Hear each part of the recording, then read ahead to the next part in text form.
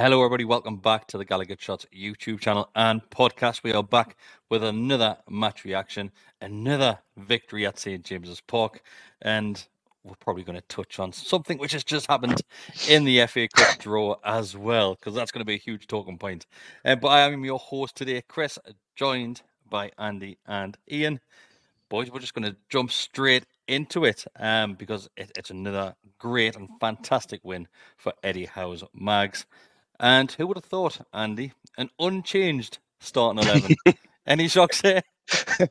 Absolutely zero shocks at all with that one. Yeah, quite easy lineups to predict these days with the amount of injuries we've got. The only question mark now is at what stage are they going to get tired? And it wasn't quite as bad as the PSG game. Obviously, yeah, just as generally, we were absolutely unreal. Absolutely battered them. Similar to PSG in that in the first half, we were at our best 100%, creating chances, conceding nothing. And then as the game went on and on, you just thought, is it going to be one of them again where there's a dodgy decision? We start sitting off, but we're just class. And it's just meant that we've come off the back of Arsenal, Chelsea, Man U at home. We've beat all three of them. It's just a shame, really, that we're going to the next game and we can't rotate. So it'll be the same 11 again. Yeah. But we'll put ourselves in such a good position where if we are to slip up because of the injuries and things, that we've got those points on the board. So, yeah, unreal performance. Couldn't fault them at all. Like Andy just said there, Ian, that we are absolutely unbelievable. We are class at the moment. And it helped a little bit. Well, I'm going to say it helped, but it probably didn't really impact the result in any way whatsoever. But a couple of disruptions for the Man United squad coming up to Tyneside as well. They left at the very last minute and wanted to get a flight from Manchester to Newcastle, which is stupid anyway. I had to get a coach in the wintry weather. Plenty of snow up here in the northeast. And do you think that had any sort of impact whatsoever?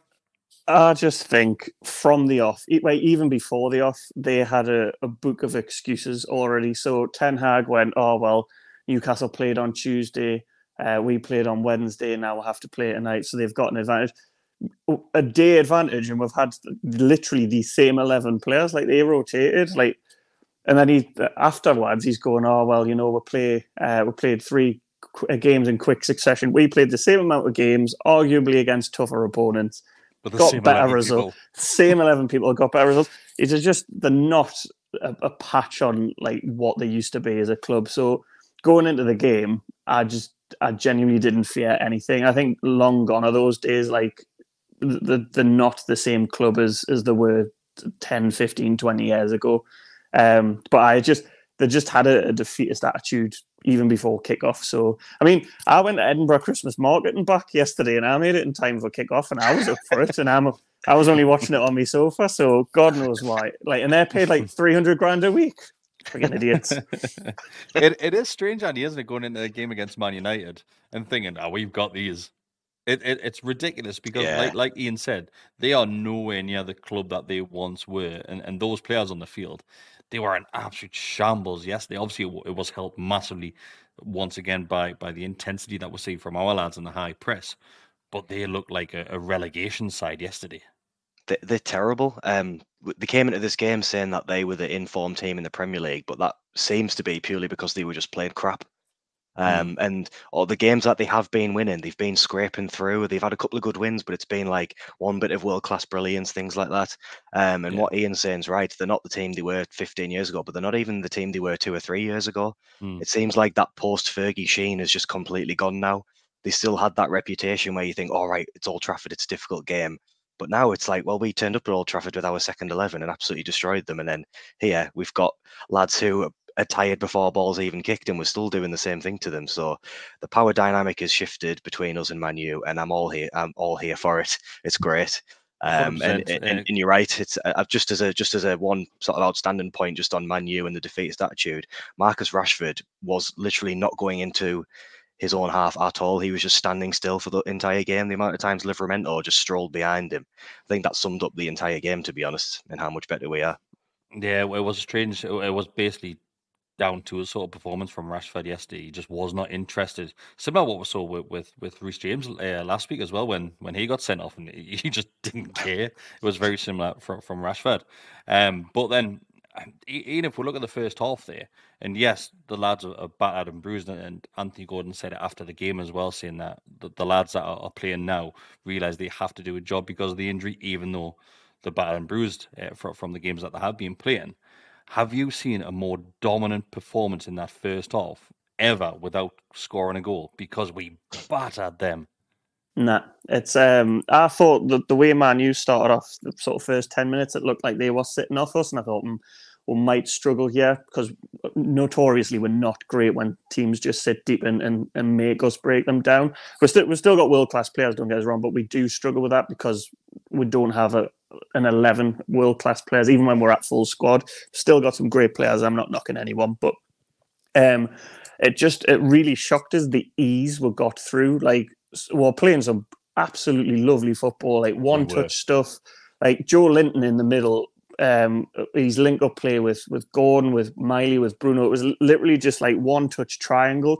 Shall I tell you what it reminded us of? Where on Ted Lasso, where the figure out how to play like a total football, and there's just like triangles going all around. Like you couldn't cope with it. Have you just compared Eddie House Mags to Ted Lasso? Have you? Ted Lasso, almost. I just think that tactically we were so good in that first half. Like some of the football I was watching it. I said like it genuinely was some of the best football I've ever seen from a Newcastle side, and that's not to say that Man U are terrible. Like they still sort of got bodies behind the ball. We still had to break them down, but the way we were doing it, it was like literally we were just carving them open like every time we're going forward. I wouldn't even say a complaint. The only downside is we hadn't scored. But even I think he sort of took Miggy and Gordon in a little bit, and that left sort of the overlaps available. It left when we were picking the ball up from deep. We've done it so many times in that sort of inside right channel. Bruno was playing the ball through, and it was either Miley getting through or Trippier or Almiron, and it was just working time after time. We just couldn't get the goal. And the longer that went on, I was sitting thinking like it's going to be one of those days where they're going to like nick it. But obviously we'll go ahead into the second half, and that was much more of the same, really. Before we get to the second half, we'll get a couple of chances. And do you know what it is? I want to give credit to the fans in St James's Park yesterday as well, because it was loud, unbelievably loud yesterday, especially in the corner where I was. I think you're the other side of the ground, Andy, aren't you? You Leazers. And yeah, Leazers under the away fans. What was it like there? It was good, actually. I mean, the corner on the east side of the Leazers is pretty good. It just doesn't carry across a lot of the time, but everyone around me was really up for it. And obviously, I think in those big games, the atmosphere has always been really good, and we were all up for it. And obviously, the time and the amount of alcohol that may have been consumed has definitely helped. And that was just by Mark Walker, that. Yeah, well, I didn't see him. I could hear him though. The Man U fans, obviously, I know we have a bit of a dislike for them, but they usually bring good away supports. They were bringing it as well, especially at the start. And obviously the Shearer chance start, and then all sort of fires everyone up again.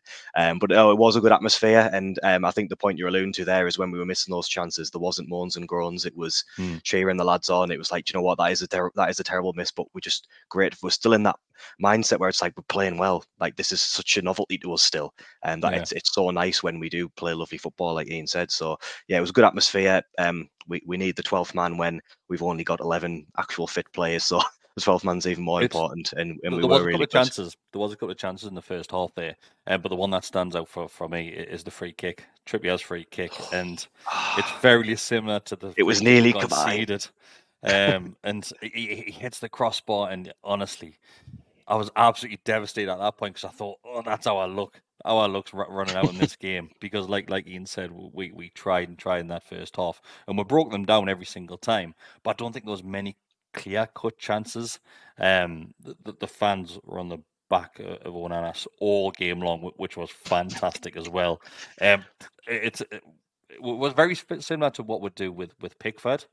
As soon as he was touching the ball, and it was alluded to in the WhatsApp group that Man U were time wasting. I didn't think were that bad. I think it's just because the Newcastle fans were straight on the back as soon as the ball went out of play, where the jazz started and the whistle started. where we weren't even given that chance. So as soon as the keeper's got the ball for 3 seconds, everyone's going, "Oh, the time wasting." Not There really. was one really bad one where Maguire tying his laces, and then Onana went over to help tie his laces with his goalie gloves on, as if that's going to help. So I was trying to think when that was happening. Who was the player of the week that was taking ages to tie the lace? It was someone for Arsenal. I couldn't think of who it was. Was it Rice? Declan Rice, yeah. He took about 20 minutes to tie his shoelace. These England internationals don't know how to tie the laces. But yeah, first half went by, and do you know what it is? Despite missing those chances, Ian, I was still pretty confident coming out of the second half. I thought Man U can't get any worse because they were bad. But like we said, nothing taken away from our lads, because our lads were absolutely fantastic. Some of the best football I've seen us play in that first half. And you mentioned the triangles that the lads were working.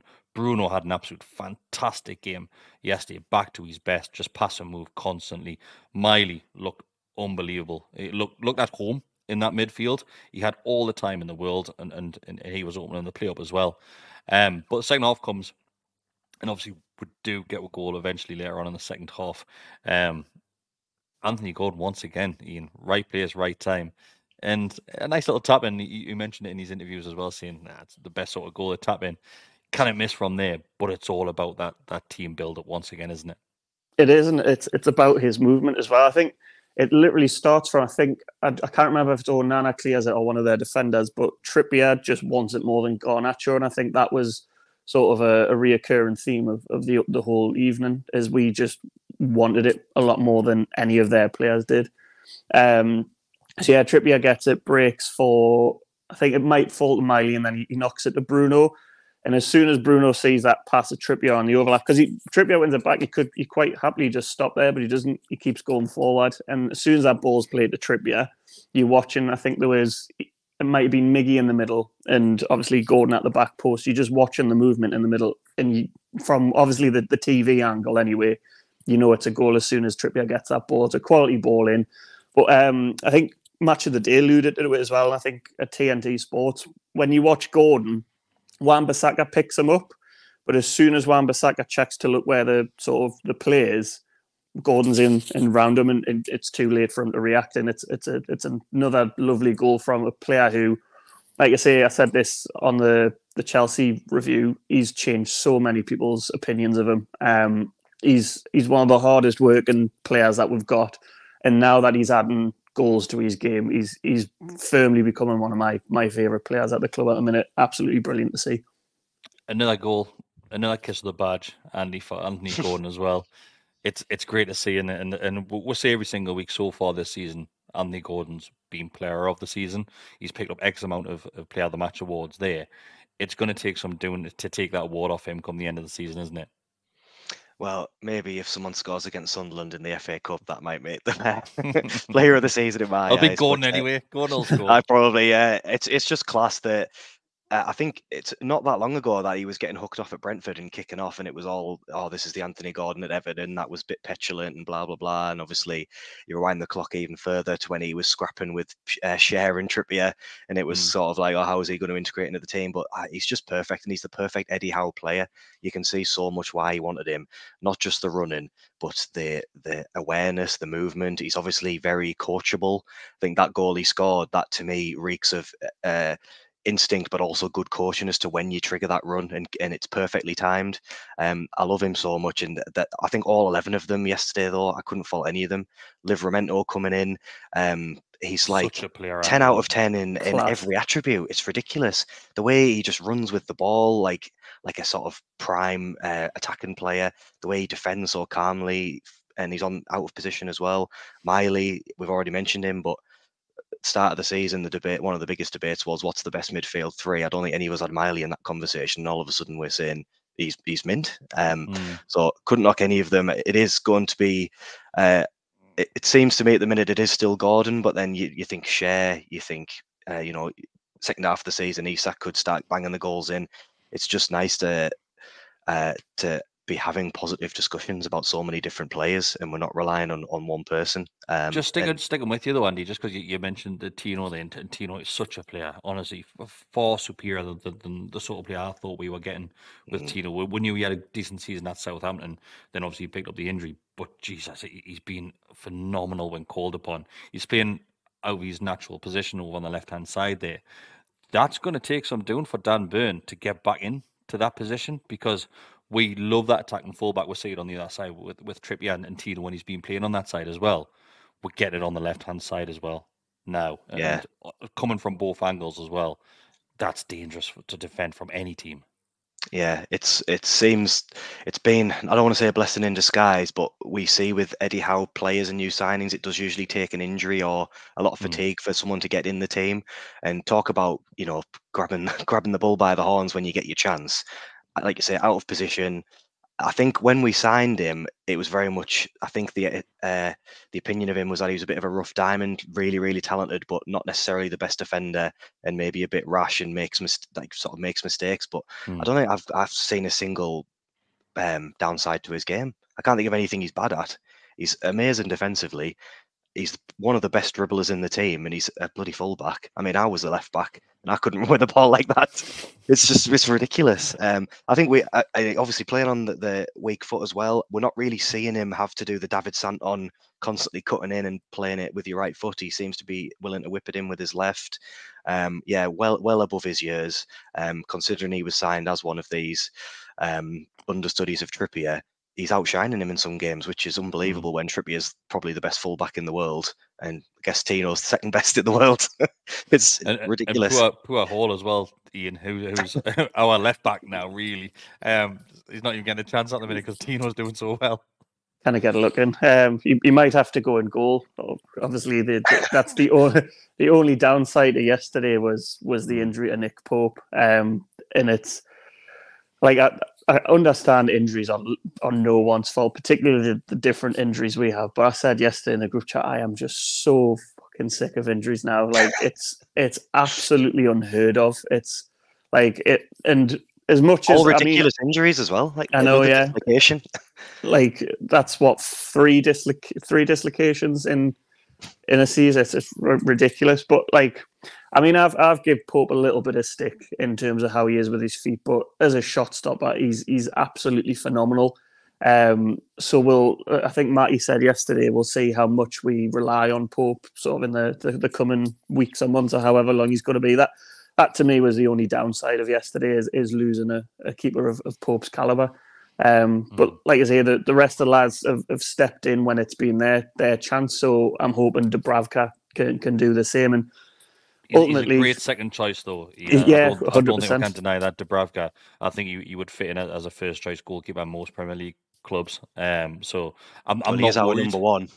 He is our number one. He wears it on his shirt, but I'm not worried with the Pope injury. Yes, I'm a big fan of Nick Pope. Will you see the distribution improve with Dubravka in goal? Maybe. Is it that big of a deal? Probably not. He's there to stop the ball going on the back of the net at the end of the day. That's his job. But I think Dubravka is a decent enough backup. Nick Pope is fantastic, like you said. He's probably up there with the best in the Premier League at the moment, shot stopping wise. But I've got full confidence in Dubravka. I'm saying that now. Watch him go and do a howler in a couple of games' time, and everybody go, we need Pope. Dubravka is a decent understudy. He is. Yeah, definitely. But he's not even an understudy. I'm saying that like he's a kid. He's an absolute veteran at this football club. Absolute veteran at this club. Incidentally, he made his debut against Man U, didn't he? And kept a clean sheet. He's really good. Almost didn't yesterday. Well. I did, yeah. Obviously, their goal was it sort of as soon as the clock hit 90 minutes, that's when they started to play. So no idea what Ten Hag's on about that. They could have got a draw from the game. Like they literally had 2 attempts in 99 minutes. One obviously went in and was ruled offside. But like for me, it spoke volumes of how Man U are and where we are, and like you say, Andy said that the complete shift in dynamic between the two clubs. Like Rashford didn't want to be there. Like there was a clip, I think Tino Livramento in the second half went past him, and he's literally just walking back to like it just shows the epitome of where they are and where we are. But it would have been absolutely like absurd if they got anything from that game yesterday. And thankfully, big Harry Maguire just decided to stand in an offside position, which is. But I think before that, it could have been 4 or 5. We should have been out of sight. But a win's a win for me. It is. I think Andy would just have to look at the stats, and I would know there's only one stat that matters, and it is the scoreline at the end of the day. But like we said at the very start, a dominant performance from Newcastle. Man, you had 8 shots on goal, many of them outside of the box where they were just trying to look. They had 1 shot on target. Newcastle had 22 shots at goal in that against 90 minutes Man of U as football. well. You would have never Against heard Man U. that. Albeit there was only 4 shots on target. But like I said, dominant performance. Newcastle, 522 completed passes to Man U's just 366. It's a story in itself, that. Yeah. It's just, honestly, it's great to see. And it puts us 5th in the Premier League, I believe, as it stands right now. And do you know what it is? We just keep on having to go back and just looking at these 11 lads who are playing. I think there was 1 substitution yesterday, maybe. Matt Ritchie. Richie at the end. Richie comes on at the very end.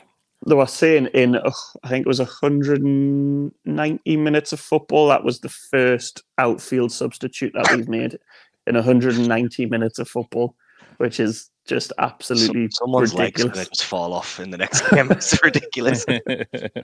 So if we just look at the last 5 games head-to-head between Newcastle and Man United, it is 2 wins to Newcastle, 2 draws, and 1 win to Man United, and that's the Carabao Cup final.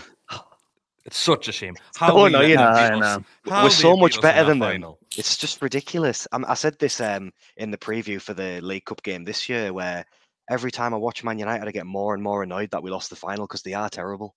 And it seems like they're getting even worse and we're getting even better. We just played them at the worst possible time, but not to dwell too much on that.